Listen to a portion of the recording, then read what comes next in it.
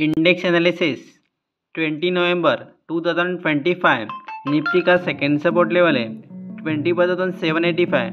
Nifty का first support level है 20,970। Nifty का फर्स्ट रेजिस्टेंस लेवल है 26,185। निफ्टी का सेकेंड रेजिस्टेंस लेवल है 26,365। बैंक निफ्टी का सेकेंड सपोर्ट लेवल है 58,540। बैंक निफ्टी का फर्स्ट सपोर्ट लेवल है 58,970। बैंक निफ्टी का फर्स्ट रेजिस्टेंस लेवल है 59,530। बैंक निफ्टी का सेकंड रेजिस्टेंस लेवल है 59,960।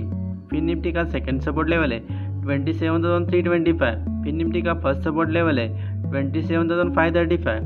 फिन निफ्टी का फर्स्ट रेजिस्टेंस लेवल है 27,810।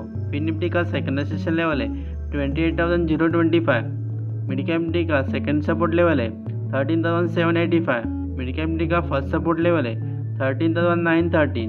मिड कैप निफ्टी का फर्स्ट रेजिस्टेंस लेवल है 14,120। मिड कैप निफ्टी का सेकंड रेजिस्टेंस लेवल है 14,240। सेंसेक्स का सेकंड सपोर्ट लेवल है 84,660। सेंसेक्स का फर्स्ट सपोर्ट लेवल है 84,970।